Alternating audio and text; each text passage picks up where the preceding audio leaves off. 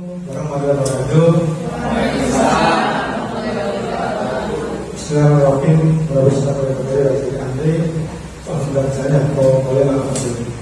Yang terhormat rekan-rekan pengajar, wali kelas dan guru yang suci SDN 3. Hari ini kita akan bersama-sama mengikuti diseminasi pemahaman dan penerapan pengalaman budaya positif pada rekan kita Bonik Afufa yang kebetulan saat ini sedang dalam proses menunjukkan calon gubernur angkatan 9. Kalau yang berarti, mari kita bersama kegiatan ini, insya Allah nanti akan berguna. Utamanya ini dari pribadi dan mungkin juga untuk Bonik selaku pemberi materi.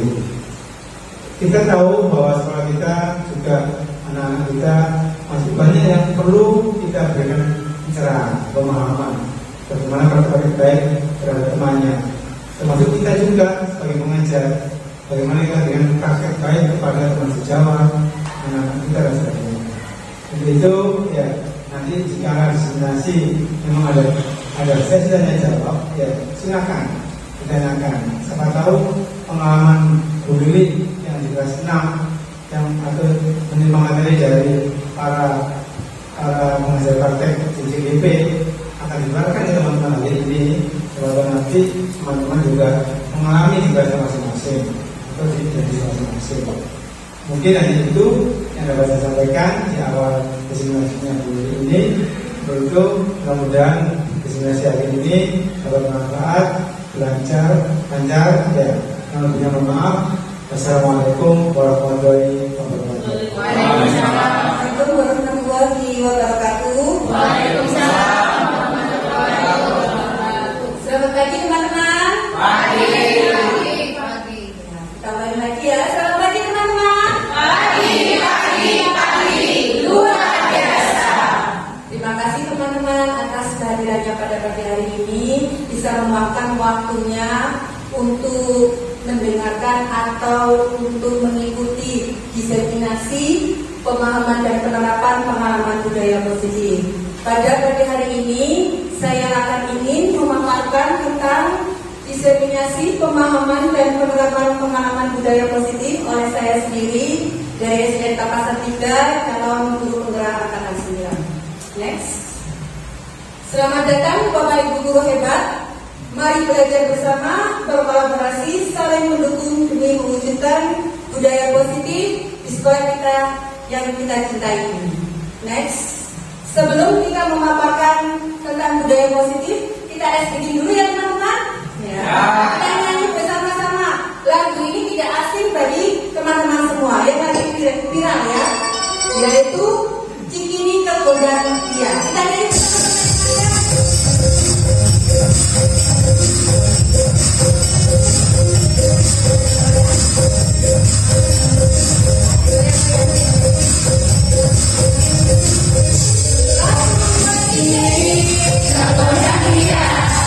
Hari ini kita belajar bersama.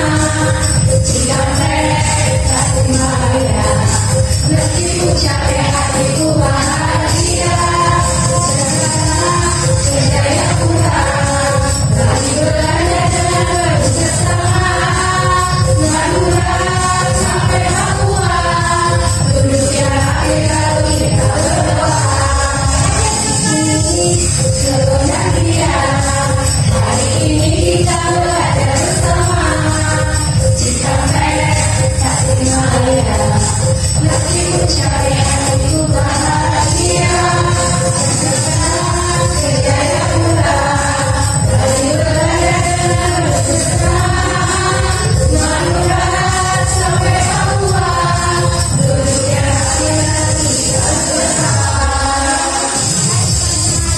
Pada pagi hari ini kita mulai belajar tentang modul budaya positif yang terdiri dari perubahan paradigma belajar, disiplin positif, motivasi ciri manusia, kebutuhan manusia, posisi kontrol restitusi, keyakinan kelas, segitiga restitusi. Next. Nah, sekarang saya ingin membagikan kepada teman-teman, ini adalah kita menguji kontrolnya masing-masing kepada teman-teman. Jadi di sini berhadapan ya, dari depan belakang boleh, kanan kiri boleh, yang penting berdua. Ya, kita cari teman berdua, depan belakang boleh, kanan kiri boleh. Ini dari Bu Dini sama Bu Nene, kemudian Bu Eva sama Bu Umu, Bu Nafi sama Bu Tia, kemudian ini dan seterusnya ya, dari pasangannya masing-masing. Nah, ada yang bertugas sebagai A, ini adalah pengelompokkan sambung tangan. Pengelompokkan sambung tangan. Ini permainannya seperti ini ya teman-teman. Tapi boleh berdiri, boleh berdiri, boleh coba dari depan berdiri sini. Ini boleh pas sama berdiri sini ya. Boleh pas sama buku boleh ya. Ini permainannya seperti ini teman-teman. Yang jadi A, ini mengepalkan tangannya. Dia menyimpan sesuatu yang sangat berharga di dalam kepalan tangannya. Yang jadi A angkat tangan. Sebelah jadi A. Nah, jadi A ya. Ini mengepalkan tangannya. Kemudian Anda perlu menjaga kepalan tangan itu agar yang B tidak bisa membuka. Gimana caranya supaya B mencoba membuka kepalan dari tangan A? Dengan cara apa biasanya dirayu ya? Nah, dimananya usahanya B untuk merayu si A supaya membuka kepalan tangan tersebut. Saya mulai dari sekarang ya, hitungan ketiga. 3, 2, 1. Silakan merayu yang A mempunyai kepalan yang apa di dalamnya ini. Yang B merayu supaya membuka kepalan tangan bisa merayunya dengan kata-kata ya. Seperti ini.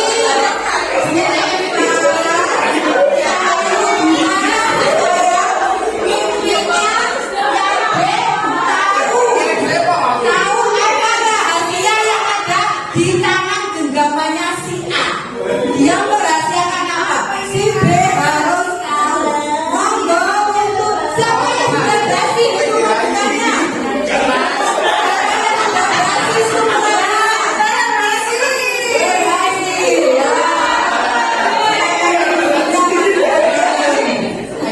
Monggo.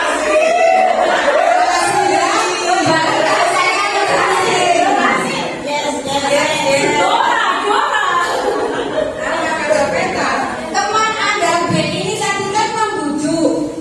Ada yang membujuk, ada yang tadi menghadir. Ayo buka kepala, ada yang tadi seperti itu? Ada yang kepala yang membuka. Ayo, saya tadi membuka. Dikit-dikit kayaknya ini. Kemudian ada yang menawari uang. Ayo kamu buka kepala dengan tanganmu, saya ingin tahu. Saya kasih uang ini.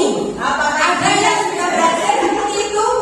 Nah, ini apakah ada sebuah pertanyaan? Apakah Anda atau B membuka kepala tangan Anda tadi yang tadi bermain peran jadi B? Apakah langsung dibuka? Tidak. Mengapa dan apa alasannya tidak langsung dibuka? Siapa yang ingin tahu? Siapa yang ingin tahu mengapa kok tidak boleh membuka kepala tangannya? Padahal si A ingin tahu. Ada sesuatu ini. Oh ya, kenapa? Ya karena saya ingin memperhatikan prinsip saya yang ada di sini. Jangan sampai ada yang tahu dulu. Bagus, mempertahankan prinsip ya. Berarti dia menggunakan emosi kontrol dirinya. Ya, supaya dia B tidak ingin tahu apa rahasia di dalam kepala tangan si A. Apakah Anda atau B menutup kepala tangan Anda ini mempunyai alasan tertentu sehingga kepala tersebut tidak mau dibuka? Yang jadi si A siapa ya? Saya. Ya, kenapa kok ingin merahasiakan sampai tidak ingin tahu sama si B? Karena memang ada sesuatu yang harus tidak diberitahu. Itu memang muncul dirahasiakan. Mantur nuwun ya Bu Surya. Ya, ada sesuatu yang dimana si A tidak boleh tahu apa rahasia yang ada di kepala tangan B. Ini dalam kegiatan yang panjenengan lakukan ini tadi, sesungguhnya siapa yang memegang kendali atau kontrol untuk membuka atau menutup kepala tangan tersebut dari yang jenengan pemainkan tadi ini?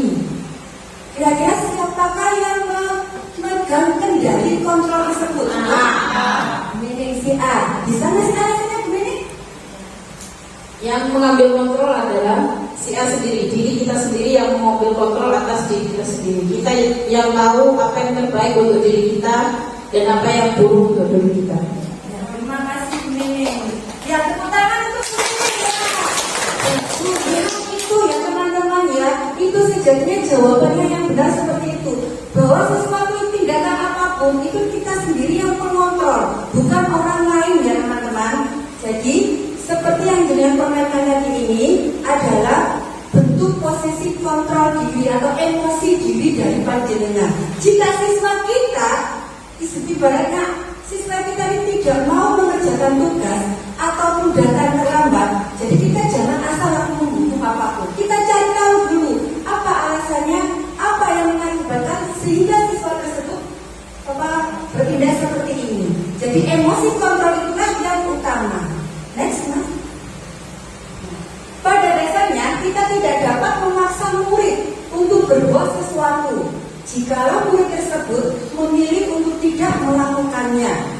Walaupun tampaknya guru sedang mengontrol perilaku murid, hal demikian terjadi karena murid sedang mengizinkan dirinya dikontrol.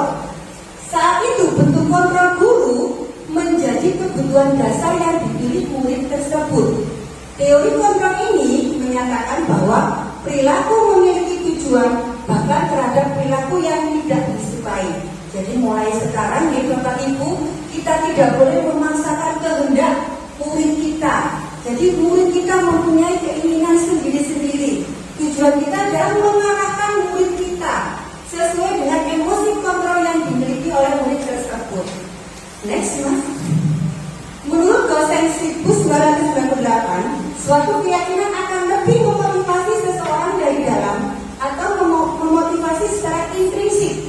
Seseorang akan lebih bergerak dan bersemangat untuk menjalankan keyakinannya daripada hanya sekedar mengikuti serangkaian. Ini maksudnya bahwa kita dalam mengajar kepada anak atau membimbing anak, janganlah kita menuruti emosi apa kata kita sendiri. Jadi kita harus menyelami anak kita. Anak kita ini beraneka ragam, berdiferensiasi ya. Jadi anak kita ini tidak hanya terpatok anak pintar-pintar atau anak yang bodoh-bodoh atau anak yang tidak. Anak-anak kita ini beragam-ragam. Belum tentu anak tidak bisa ini, tidak bisa semuanya. Jadi kita di mana untuk menggali potensi anak tersebut. Dan juga anak tersebut itu akan menyadari kesalahannya sendiri apabila kita sebagai guru harus bisa memotivasi secara intrinsik dari dalam diri kita sendiri. Jadi jangan kita asal menghukum. Kita bisa menjadi penghukum, berteman, kemudian menjadi manajer itu nanti pada berikutnya. Next. Nah, pembelajaran dengan paradigma baru ini ada profil pelajar Pancasila yang tidak asing lagi untuk kita kurikulum merdeka. Harus bisa menguasai 6 dimensi. Apa saja 6 dimensi tersebut? Yang pertama adalah beriman, bertakwa kepada Tuhan yang Maha Esa. Yang kedua, berkebinekaan global. Yang ketiga, bergotong royong. Yang keempat, kreatif, bernalar kritis dan mandiri. Ini harus dikuasai oleh seorang guru untuk mewujudkan siswa kita menjadi siswa yang memiliki potensi dari dalam dirinya sendiri, bukan potensi yang hanya sekedar dipaksa. Ayo kamu lomba, kamu harus bisa melakukan ini. Tidak bisa Bapak Ibu. Ya, tidak bisa seperti itu. Jadi kita harus menggali dari potensi dirinya anak tersebut. Jadi pembelajaran yang paradigma baru ini dirancang berdasarkan prinsip pembelajaran yang terdiferensiasi yang tadi saya katakan. Jadi keanekaragaman murid kita yang beraneka ragam itu kita harus bisa menguasai. Tugasnya seorang guru itu sebagai menuntun atau memfasilitasi, menjadi fasilitator, bukan sebagai apa yang selama kita jalani sekarang ini. Yang sering kita jalani sekarang ini sebagai apa biasanya yang seorang guru? Ya, sekarang biasanya kita jalani apa? Jarang ya kita di belakangnya murid kita, ayo anak-anak, apa yang bisa kamu jarang? Biasanya kita di depan ini sebagai seorang teacher center, terpusat pada guru, bukan teacher to student, terpusat pada anak. Padahal pembelajaran itu sekarang adalah berpusat pada anak seperti panjenengan yang sering mengerjakan di PMM, yaitu di Merdeka Belajar seperti itu ya. Jadi dengan kebutuhan dari tahapan perkembangan untuk mewujudkan profil pelajar Pancasila, kita sebagai guru harus sekarang menjadi sebagai fasilitator, bukan sebagai apa? Teacher center, bukan pusat pada guru yang harus berkuasa. Next, disiplin positif. Apa artinya disiplin? Biasanya kalau disiplin di dalam benak kita ini biasanya aturan yang harus ditaati seperti itu. Padahal disiplin ini luas ya. Next, Mas. Nah, makna kata disiplin itu adalah sesuatu yang dilakukan seseorang pada orang lain untuk mendapatkan kepatuhan. Kita cenderung menghubungkan kata disiplin dengan ketidaknyamanan. Benar nggak Bapak Ibu? Biasanya kalau panjenengan, ayo datang di sekolah tepat jam 6.15. Adakah di dalam panjenengan langsung bergerak? Siap Pak, saya harus datang jam 6.15. Apakah ada di dalam panjenengan itu waduh isu ini? Nah, itu meratakan seperti itu panjenengan. Nah, itu mewujudkan ketidaknyamanan ini. Tetapi disiplin yang nanti kita terapkan di sekolah kita itu adalah disiplin yang mana tidak ada paksaan nanti dari dalam diri kita, yaitu ya seperti tadi saya katakan, motivasi implisitnya kita sendiri, yaitu kesadaran dari diri kita sendiri. Next, Mas. Nah, seperti menurut Ki Hajar Dewantara, di mana ada kemerdekaan, disitulah harus ada disiplin yang kuat. Sungguh pun disiplin itu bersifat self-disiplin, yaitu kita sendiri yang mewajibkan dengan sekeras-kerasnya, tetapi itu sama saja. Sebab jikalau kita tidak dapat melakukan self-disiplin atau disiplin tadi, wajiblah penguasa lain mendisiplinkan diri kita sendiri. Dan peraturan demikian itu harus ada di dalam suasana yang merdeka. Jika panjenengan melakukan kedisiplinan itu, atau siswa kita melakukan kedisiplinan itu karena paksaan, maka akan berakibat tidak baik di belakangnya. Seperti itu Bapak. Dan kalau panjenengan sendiri melakukan disiplin itu atas dasar karena ketidaknyamanan, maka hasilnya pun juga ke belakangnya akan menjadi sebuah paksaan. Di sini kalau kita tidak disiplin, maka penguasa lain yang harus mendisiplinkan kita, karena kita harus di dalam satu keseragaman. Tidak mungkin kalau satunya masuk jam 6.15 murid kita, yang satunya diizinkan jam 8. Tidak mungkin kan? Harus diseragamkan. Jadi kalau yang satunya tidak mau mengikuti kedisiplinan ini tadi, maka penguasa lain wajib untuk mendisiplinkan agar keseragaman. Seperti itu ya Bapak Ibu. Next. Merdeka artinya tidak hanya terlepas dari perintah, akan tetapi juga cakap buat memerintah diri sendiri. Jadi usahakan kita ini merdeka tanpa paksaan, sesuai dengan Ki Hajar Dewantara. Next. Disiplin positif ini merupakan salah satu cara penerapan disiplin yang bertujuan untuk menumbuhkan kesadaran serta memberdayakan anak untuk melakukan sesuatu tanpa sokongan, ancaman maupun hukuman. Pernahkah kita melihat di lingkungan sekolah kita atau di dalam kelas kita ini anak-anak melakukan disiplin mulai ada iming-imingnya? Nah, ya pernah ya. Adakah sebuah penghargaan juga? Kalau kamu disiplin tepat waktu, maka Bapak Ibu guru kasih hadiah. Seperti ini pernah? Menurut panjenengan apakah itu baik atau tidak? Kadang-kadang ya, yang merasa itu cocok untuk anak, kalau kita mendisiplinkan anak itu harus ada penghargaan. Kalau tidak ada penghargaan, anak tidak akan disiplin. Apakah Anda setuju dengan pendapat seperti ini? Tidak. Bagaimana untuk menggali supaya ini bisa disiplin tanpa ada iming-iming tadi? Bisakah kita bisa menggali seperti itu? Sulit Bu, anak kita ini beraneka ragam. Bahkan anak kita sendiri aja untuk masuk pun sering terlambat. Kalau kita tidak kasih konsekuensi anak tersebut, kalau kamu terlambat 1 kali, 2 kali, 3 kali, maka kamu tidak ikut pelajarannya saya selama 1 jam. Pernahkah seperti ini Bapak Ibu? berikutnya. Next mas. Nah, bila kita ingin membuat kemajuan perlahan, sedikit-sedikit ubahlah sikap atau perilaku Anda. Jadi kita mulai dari diri kita sendiri sebagai contohnya. Namun bila kita memperbaiki cara-cara utama kita, maka kita perlu mengubah kerangka acuan kita. Ubahlah bagaimana Anda melihat, bagaimana Anda berpikir tentang manusia. Ubahlah paradigma Anda, skema pemahaman dan penjelasan aspek-aspek tertentu tentang realitas. Jadi kalau kita ingin mewujudkan suatu motivasi intrinsik tadi kepada anak dengan disiplin tanpa pasangan imbalan, maka diawali dari mana Bapak Ibu? Dari diri kita sendiri. Okay, next, mas. Nah, inilah kebutuhan dasar manusia. Yang pertama, kebutuhan fisiologis atau kebutuhan pokok manusia, kebutuhan rasa aman, kebutuhan akan rasa memiliki dan kasih sayang, kebutuhan akan penghargaan, dan kebutuhan akan aktualisasi diri. Ini kalau kebutuhan yang di bawah ini adalah aktualisasi, itu kebutuhan yang sehari-hari kita lakukan. Biasanya kita dari rumah atau ke sini atau kemanapun, ini bisa kita masukkan ke kebutuhan aktualisasi, yaitu kita menggunakan apapun. So next mas, motivasi perilaku manusia. Yang pertama ini menghindari ketidaknyamanan. Murid melakukan disiplin diri karena takut dihukum. Jadi saya bilang, inilah tingkatan terendah dari motivasi perilaku manusia. 2.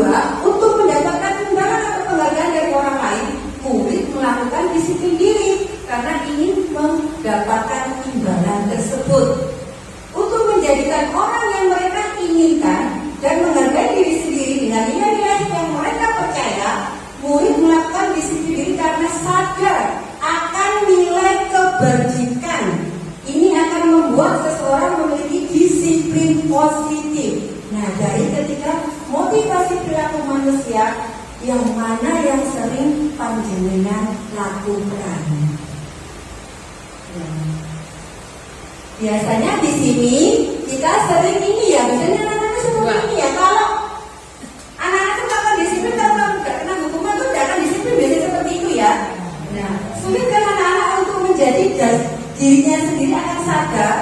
Makanya kita sebelum mendisiplinkan anak tersebut, maka kita dulu gali nilai-nilai kebajikan yang ada di dalam anak tersebut. Anak itu memiliki potensi yang banyak. Jadi kita sebagai guru ini harus menjadi penuntun, yang mana anak tersebut ini kalau tidak tahu caranya kita arahkan. Nah, seperti itu ya Bapak Ibu ya. Ini yang nomor 3 ini yang harus kita wujudkan di sekolah kita ini, yaitu menjadikan orang yang mereka inginkan menghargai diri sendiri dengan yang mereka percaya, melakukan dengan kesadaran diri melalui nilai kebajikan. Siapa yang tahu nilai kebajikan ini? Nilai kebajikan itu nilai yang ada dalam dirinya sendiri. Kira-kira apa nilai kebajikan itu? Disiplin, kemudian jujur, bertanggung jawab. Apalagi Bapak Ibu?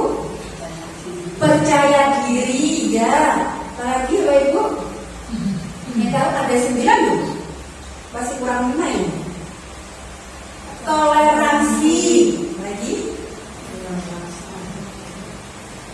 Siapa lagi tahu?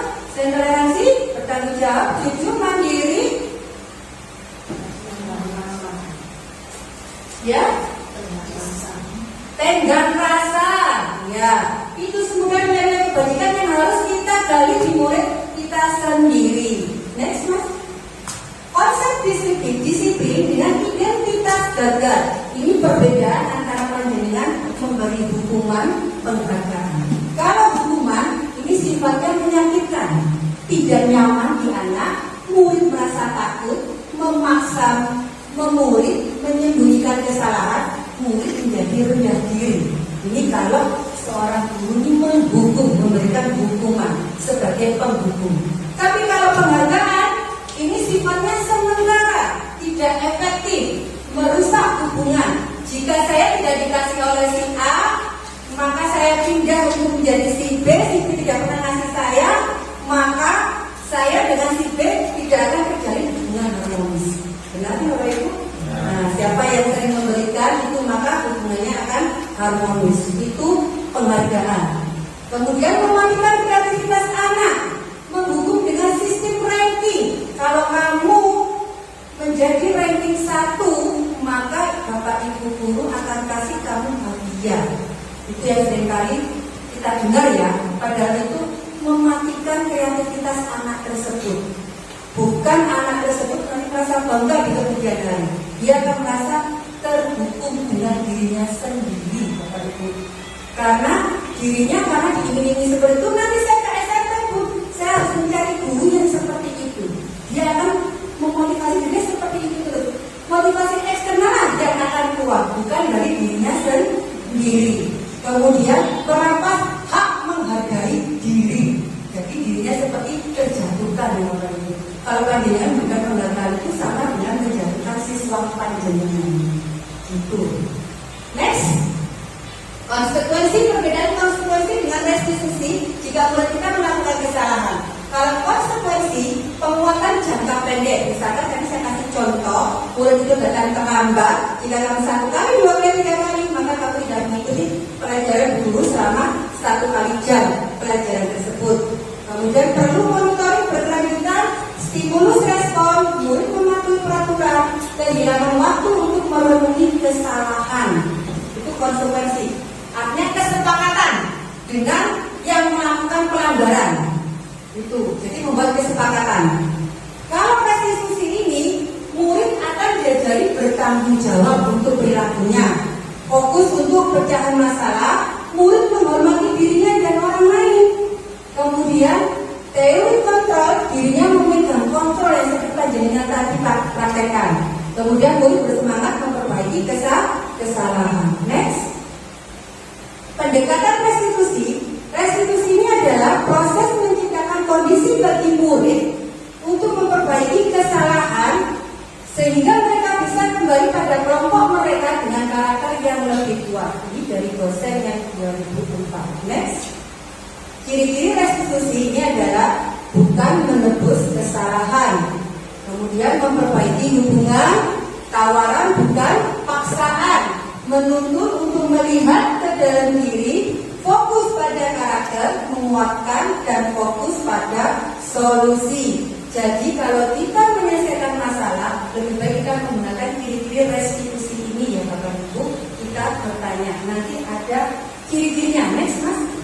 Nah, ini langkah-langkah apa yang harus kita lakukan untuk menyelesaikan masalah tersebut? Yang pertama, menstabilkan identitas. Kedua, validasi tindakan. Yang ketiga, menanyakan keyakinan. Nah, contohnya seperti ini Bapak Ibu yang ada di sini. Apa menstabilkan identitasnya? Di sini adalah kita buat sebuah keyakinan kelas di kelas kita masing-masing. Keyakinan dan peraturan ini berbeda. Ya Bapak Ibu, kalau menstabilkan identitas ini kita bertanya kepada siswa kita kalau melakukan kesalahan, apa nak yang kamu lakukan selama ini? Apakah kesalahan yang kamu lakukan ini benar atau salah? Jadi anak bisa menjawab sendiri. Kemudian validasi tindakan, kita cari dulu apa solusi untuk memecahkan masalah anak tersebut. Jangan langsung anak itu diberikan justice atau hukuman langsung. Kemudian menanyakan keyakinan, apakah kamu dengan kesalahan ini kamu bisa merubah menjadi yang lebih baik seperti itu. Jadi ada contohnya. Next. Perbedaan contoh kasus siswa yang datang terlambat ke sekolah. Next. Nah, kalau guru sebagai penghukum seperti ini ya Bapak Ibu, guru menghukum berdiri di depan kelas atau menulis di buku tulis sebanyak 100 kali. Itu kayak yang terjadi. Ya. Kemudian berjanji tidak datang terlambat ke sekolah 100 kali kan tulis. Kemudian guru marah dan murid menjadi takut. Ini adalah tindakan 5 kontrol guru sebagai penghukum. Bedanya dengan yang satunya. Next. Kalau konsekuensi kesepakatan yang tadi adalah guru memberikan konsekuensi untuk memperbolehkan masuk kelas dengan catatan besok tidak boleh datang terlambat dan guru bersikap tegas, siswa menghormati kesepakatan. Next. Restitusi yang tadi. Guru menanyakan, kenapa kamu terlambat lagi? Guru menanyakan masalah ke siswa untuk dibantu mencari solusinya dari saya bilang, guru terbuka dan siswa menghormati dirinya. Kita mencari dasar di mana siswa ini datang terlambat. Jadi jangan kita langsung menghukum seberat-beratnya kepada siswa ini. Kita cari dulu alasannya kenapa siswa ini datang terlambat. Karena siswa kita ini semuanya tidak sama. Dari penghukum, restitusi, dan konsekuensi yang cocok kita lakukan yang mana nih Bapak Ibu? Restitusi. Apakah nanti kita ke depannya bisa melakukan seperti ini? Amin. Ini ada Bapak Kepala Sekolah sebagai saksinya. Mudah-mudahan nanti ke depan kawasan kita ini tidak ada lagi siswa-siswa yang terlambat. Jadi kita ini sebagai apa? Juga sebagai BK ya kalau di SD. Kalau di SD sudah ada sendiri BK-nya. Kalau di SD kita sebagai BK juga bimbingan konseling. Kita menanyakan ketiga ini. Next. 5 posisi kontrol restitusi yang tadi saya bilang. Penghukum, pembuat merasa bersalah, teman, pemantau, manajer. Kira-kira panjenengan jadi yang mana ini? Kira-kira? Yang teman? Angkat tangan? Teman. Oke, jadi saya beritahu saya jadi teman. Selain teman ada lagi? Ada lagi? Ini jadi apa? Yang harus kita lakukan? Sebagai apa? Sebagai teman. Teman. Kita ingin bertanya kepada Bu Linda. Monggo Bu Linda. Kalau sebagai teman alasannya kenapa? Mengapa siswa memilih kita sebagai teman? Karena biar siswa itu sama kita itu tidak takut dengan agama.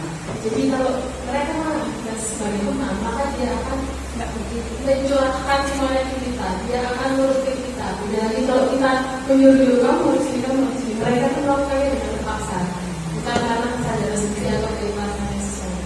Makanya saya memilih sebagai teman. Biar mereka bukan tidak ada cara ya, tapi ada cara, tapi belajarnya lebih nyaman misalnya seperti itu. Jadi tidak ada tekanan pada saat mereka belajar. Terima kasih Bu Linda. Yang ini sebagai teman ya, guru sebagai teman. Berarti kita tahu keluhan-keluhan anak kita ini, gimana anak kita ini, kesulitan anak kita ini, kita bisa merasakan ya kalau menjadi temannya. Saya menjadi teman apa lagi? Semua teman ya Bapak Ibu ya. Tidak ada lagi yang menjadi teman. Ya kita next Mas. Nah kita lihat ini videonya. Jangan lihat perbedaan antara penghukum, konsekuensi, sebagai teman, sebagai manajer. Kita monggo untuk melihat 5 posisi kontrol tersebut. Sangat bahagia Ibu dan Bapak Guru hebat dalam penerapan disiplin positif restitusi. Salah satu program yang dikembangkan adalah 5 posisi kontrol. 5 posisi kontrol dalam restitusi adalah proses perjalanan seorang pendidik agar dapat mengenali dirinya. Pada video kali ini, kita akan membahas tentang 5 posisi kontrol yang dikembangkan oleh Diane Gosser dan contoh penerapannya.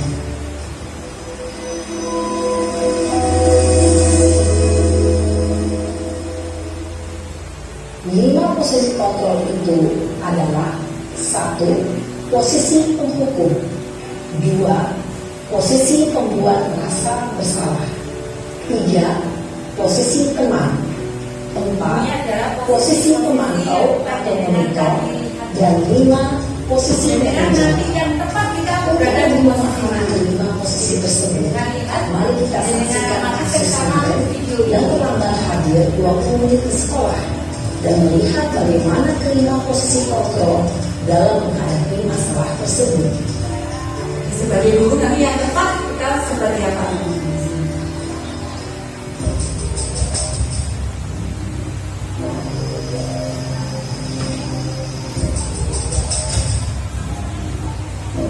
Ini adalah sebagai penghukum.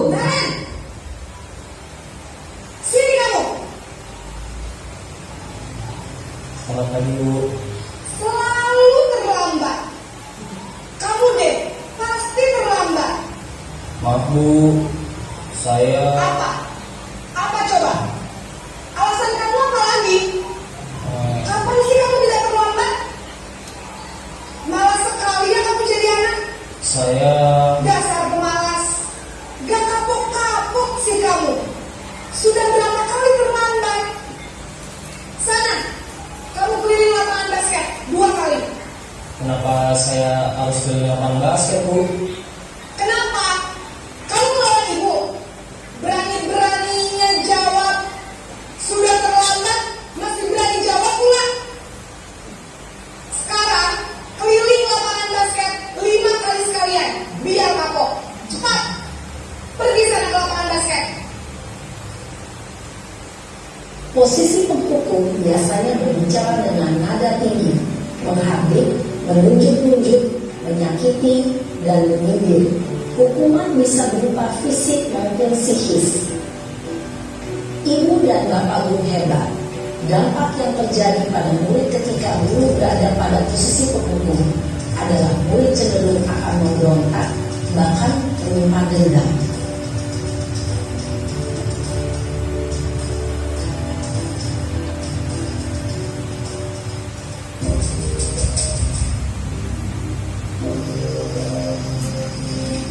Dengan menyimpulkan ya posisi mana yang paling tepat untuk kita sebagai guru.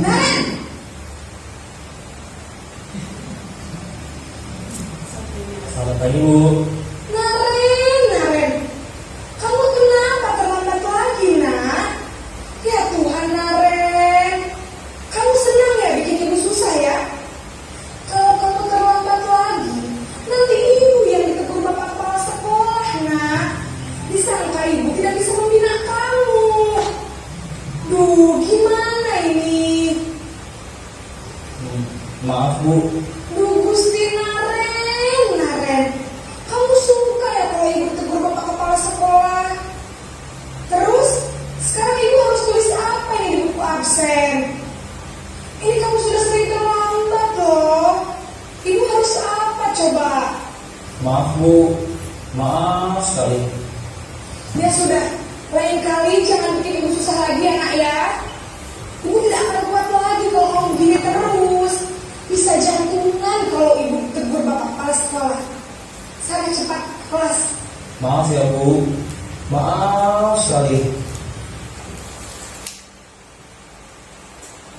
Posisi pembuat rasa bersalah berbicara dengan nada tenang, cenderung lembut.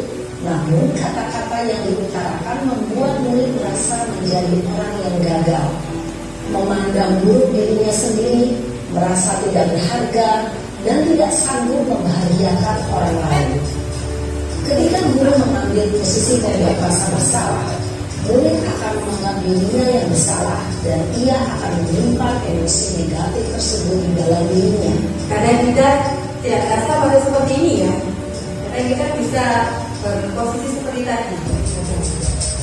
Di posisi teman yang tadi dengan pilih tadi.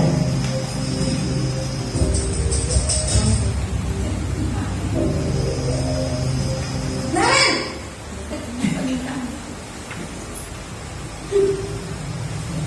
Selamat pagi, Bu. wah sudah jam berapa ini nak? Terlambat lagi ya sayang. Iya, Bu. Habis ibu saya lupa mengangkat saya, Bu. Kamu malah menyalahkan ibu kamu. Kamu bukannya anak yang larinya paling kencang. Kok terlambat sih? Iya, Bu. Saya memang terlambat bangun tadi. Jadi biarpun saya lari kencang, tetap gak kekejar, Bu. Ya sudah sana. Nanti lain kali larinya lebih kencang lagi ya. Biar gak terlambat lagi. Bikin senang ibu. Demi ibu. Bisa kan? Bisa lah, Bu. Ya sudah sana masuk kelas. Ibu beresin urusan absen kamu. Kamu ini ada-ada saja. Dalam posisi teman, guru berbicara dengan nada suara ramah, akrab, cenderung bersendal gurau untuk menjaga suasana tetap santai. Murid akan merasa senang, aman, dan akrab dengan guru. Identitas yang tercipta adalah identitas sukses atau berhasil. Namun, perlu diingat, karena ini masih dorongan eksternal, maka ada faktor ketergantungan dari murid kepada orang tertentu. Di sini guru absennya Bisa masuk penghargaan yang kita berikan. bisa Ini masuk ke berfungsi, namun hanya kepada orang-orang tertentu saja. ada imbalan tertentu ya.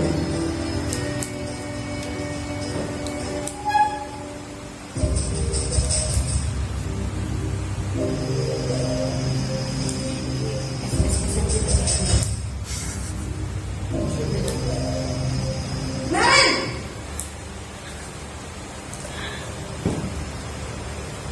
Selamat pagi Bu. Naren, apa peraturan sekolah kita tentang jam berapa kita harus masuk sekolah, nak? Kita harus di sekolah jam 7 Bu. Iya betul, sekarang sudah jam 7.20. Naren sudah tahu konsekuensinya jika terlambat hadir. Paham Bu, saya harus tinggal kelas pas jam istirahat selama 20 menit. Iya benar, konsekuensinya demikian. Jadi nanti jam 9.30 pas istirahat, kamu harus tinggal di kelas, kerjakan tugas tambahan untuk ketertinggalan kamu, ya? Baik Bu. Posisi pemantau mengandalkan penghitungan atau data untuk mengontrol murid. Guru mengarahkan murid berdasarkan peraturan dan konsekuensi. Ini yang bisa kita lakukan mulai belajar kita praktekkan. Dan itulah alasannya kenapa murid kita selamat. Posisi manajer ini yang terakhir.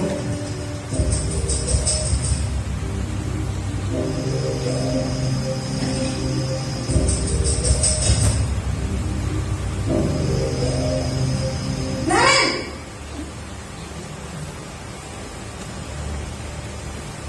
Selamat pagi Bu.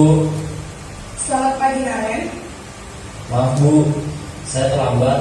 Iya, sekolah masuknya jam 7, sekarang sudah jam 7.20. Jadi sekarang bagaimana ini Naren? Maaf Bu, saya lupa setel alarm saya semalam. Baiklah, menurut kamu, keyakinan sekolah yang mana yang perlu kamu tingkatkan? Menghargai diri sendiri dan orang lain mungkin ya Bu. Setuju. Jadi, apakah Naren meyakini prinsip saling menghormati tersebut? Iya Bu, saya meyakininya. Apakah Naren bersedia memperbaiki masalah keterlambatan ini? Bersedia Bu. Bagaimana kamu akan perbaiki masalah keterlambatan ini? Saya akan coba untuk tidak lupa menyetel alarm saya Bu. Baik, kalau Naren lupa menyetel alarm di rumah, ada orang yang kira-kira bisa bantu mengingatkan tidak? Ada Bu, kata saya, Kak Emma. Ada lagi selain Kak Emma? Selain Kak Emma, ada ibu saya. Baik, jadi yang mengingatkan Naren adalah Kak Emma dan ibu kamu ya. Kira-kira akan mulai setel alarm kapan nih Naren? Setelah pulang sekolah, akan segera saya lakukan. Baik, jadi Naren akan setel alarm untuk bangun besok pagi dan akan diingatkan oleh kakak dan ibunda Naren ya. Ada lagi yang mungkin perlu dilakukan Naren agar tidak terlambat bangun lagi. Tidak ada Bu. Baik Naren, terima kasih untuk bersama kamu. Sekarang kamu perlu kembali ke kelas untuk belajar. Baik Bu, terima kasih. Posisi manajer adalah posisi kontrol yang disarankan untuk membimbing murid memiliki sikap disiplin yang positif, yaitu murid yang mandiri, bertanggung jawab, dan dapat memecahkan masalah. Tujuan dari posisi ini adalah agar murid dapat berefleksi atas tindakannya.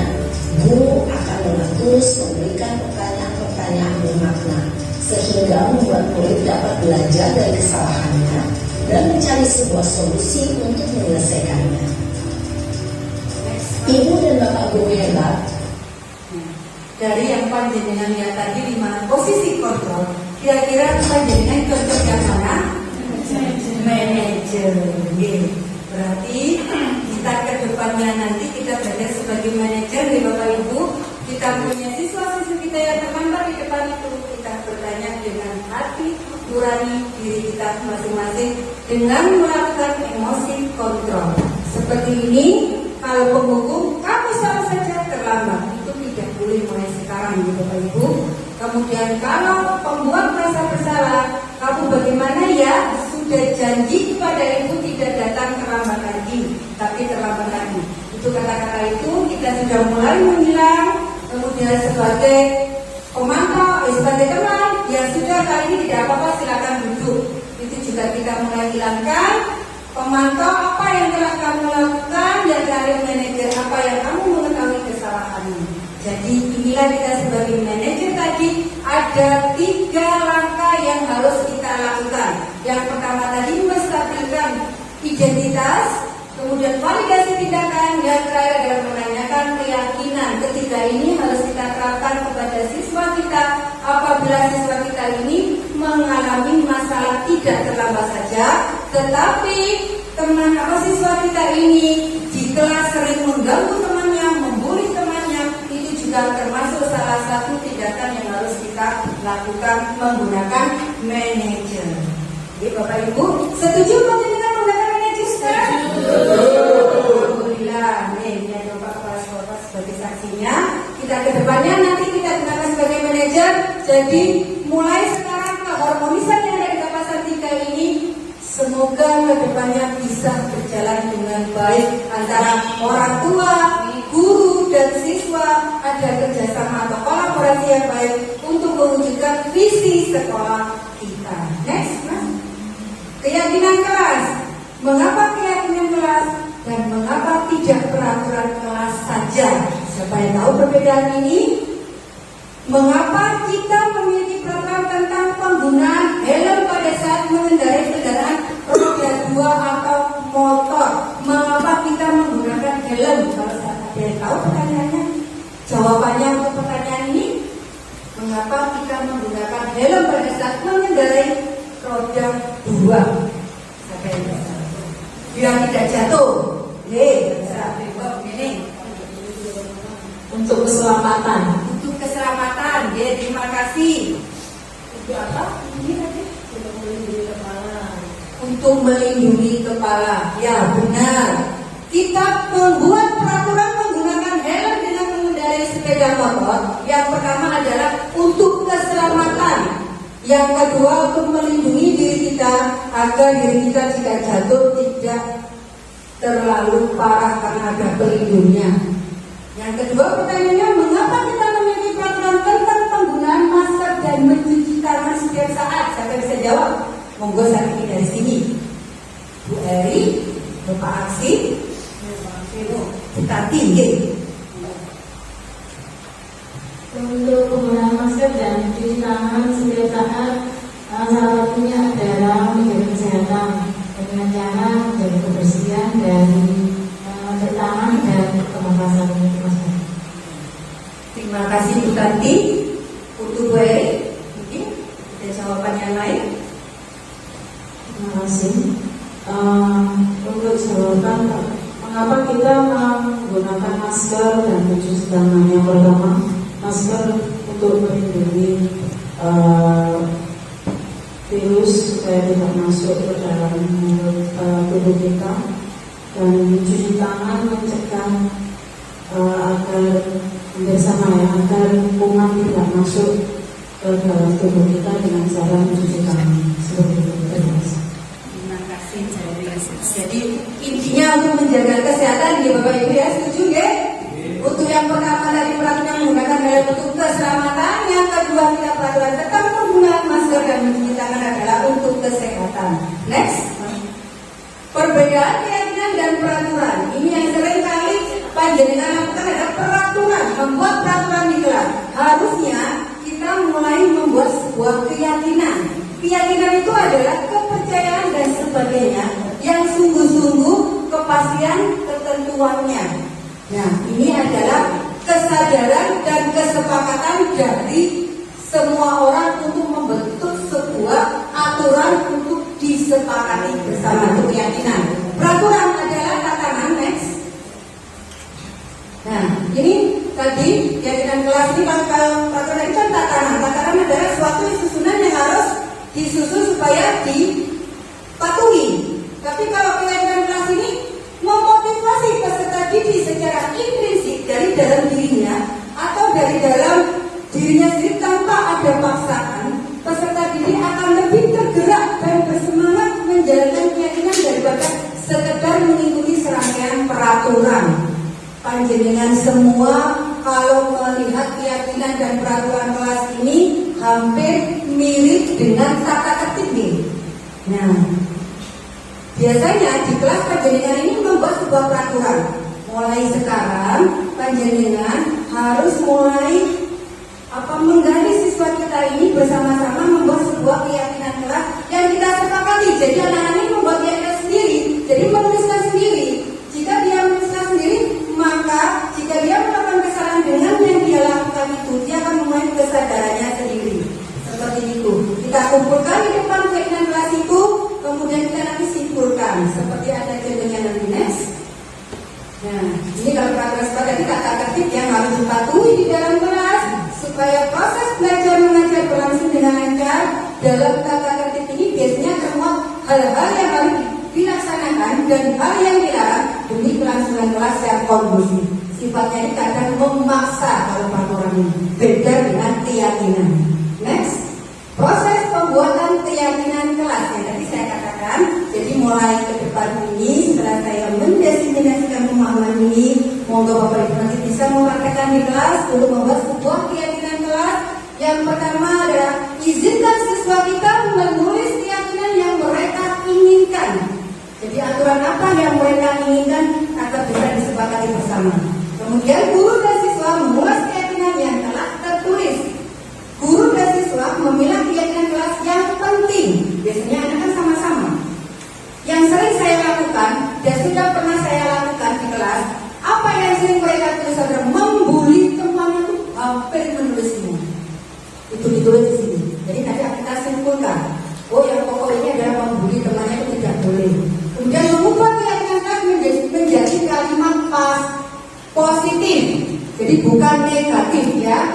Kemudian mengecek atau menyepakati keyakinan kelas.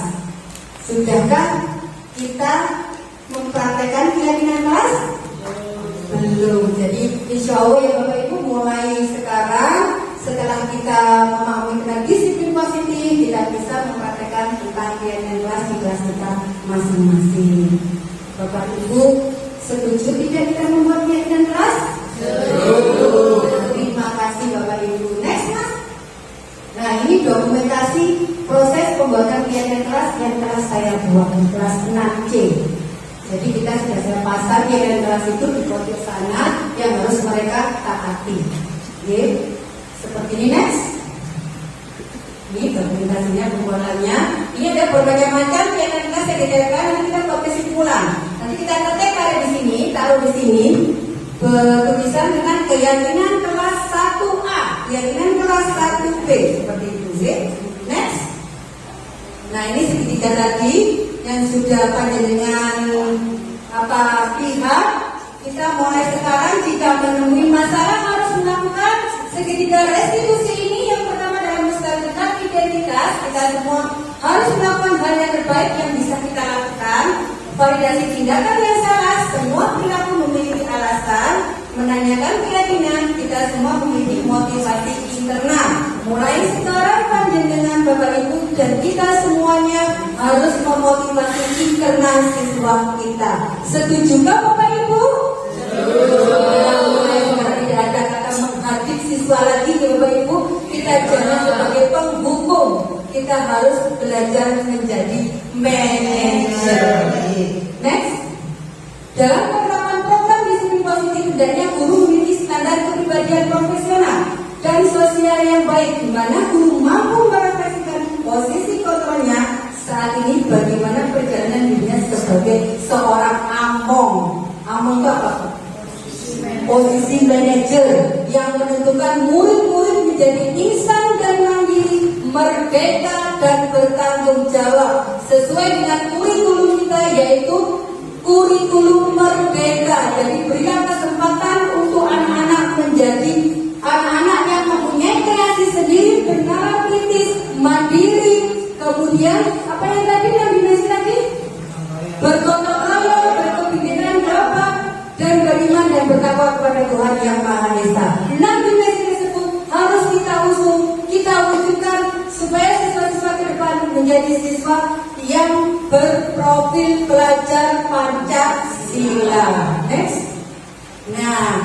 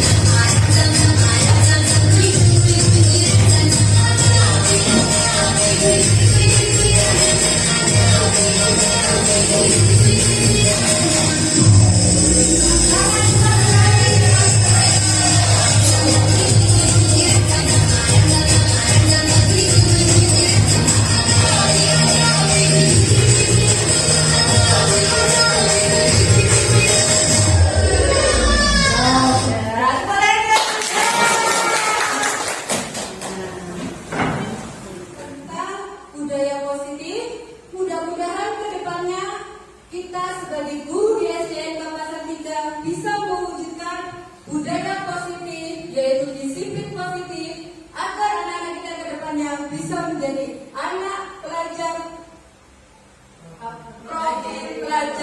Pancasila. Saya akhiri Bapak Ibu, terima kasih atas waktunya. Wassalamualaikum warahmatullahi wabarakatuh.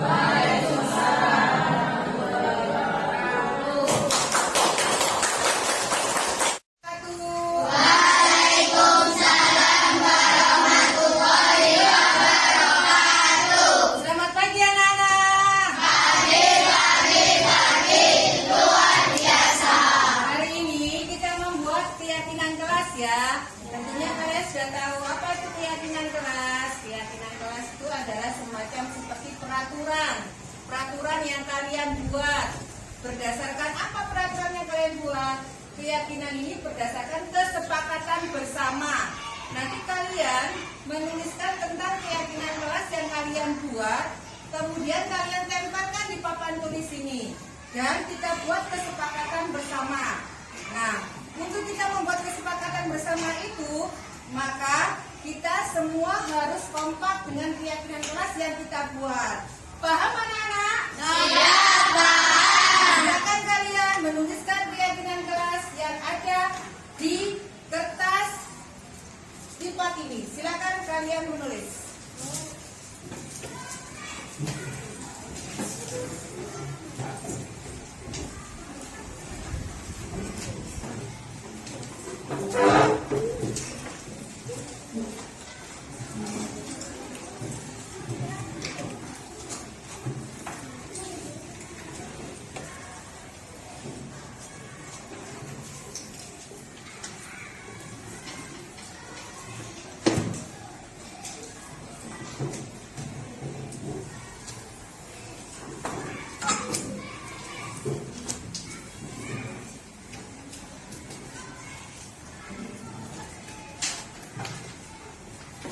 Silakan kalian tuliskan keyakinan kelas yang kalian ingin buat di kelas 6C ini.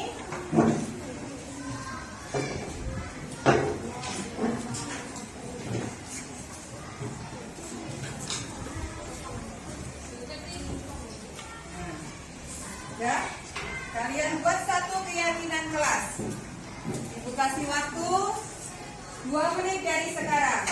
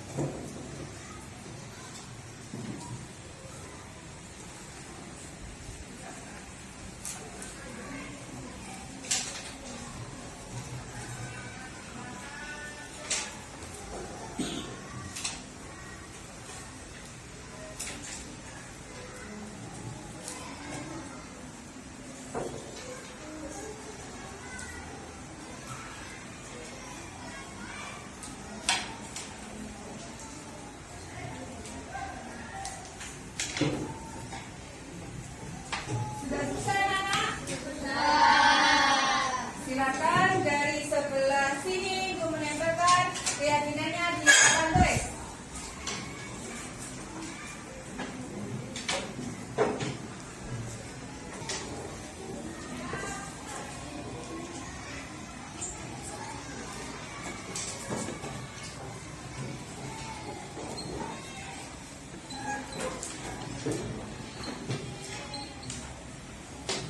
Sebelah sini silakan.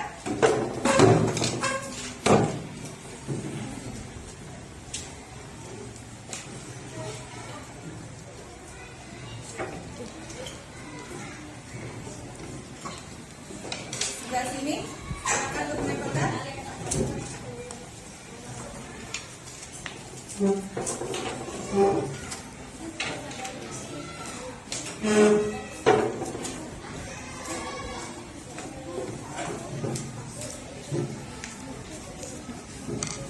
kasih anak-anak, kalian sudah membuat keyakinan kelas. Ibu bacakan keyakinan kelas yang kalian buat dan kita sepakati bersama.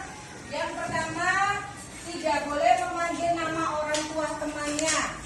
Yang kedua, tidak boleh mengolok-olok temannya atau membuli temannya. Yang ketiga, mendengarkan guru saat menjelaskan. Yang keempat, harus sopan terhadap semua guru. Yang kelima, tidak boleh berkata kasar. Keenam, tidak boleh membuli temannya. Ketujuh, tidak boleh keluar pada saat jam pelajaran. Yang kedelapan, harus menaati peraturan kelas. Yang kesembilan, harus memakai atribut lengkap. Yang terakhir, tidak membuang sampah sembarangan. Terima kasih anak-anak untuk membuat keyakinan kelas ini. Semoga keyakinan kelas ini yang kalian kesepakati bersama maka kita jalankan, bisa membuat kelas 6C ini bisa berjalan dengan disiplin. Saya akhiri sama Bu Lili. Wassalamualaikum warahmatullahi wabarakatuh.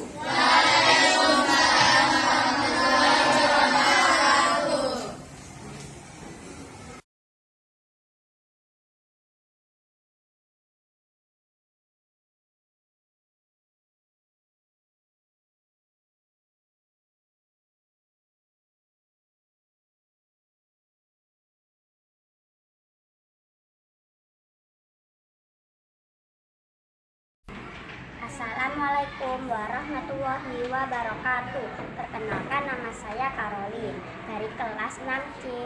Saya sangat senang membuat keyakinan kelas karena sangat penting untuk menumbuhkan rasa tanggung jawab. Terima kasih. Wassalamualaikum warahmatullahi wabarakatuh. Assalamualaikum warahmatullahi wabarakatuh. Perkenalkan, saya Ulan Cahyani dari kelas 6C. Saya senang sekali membuat keyakinan kelas karena tahu arti menghargai teman. Terima kasih. Wassalamualaikum warahmatullahi wabarakatuh. Assalamualaikum warahmatullahi wabarakatuh. Nama saya Veronica, saya dari kelas 6C. Saya sangat senang sekali membuat keyakinan kelas karena sangat penting membuat kita disiplin. Sekian, terima kasih. Wassalamualaikum warahmatullahi wabarakatuh.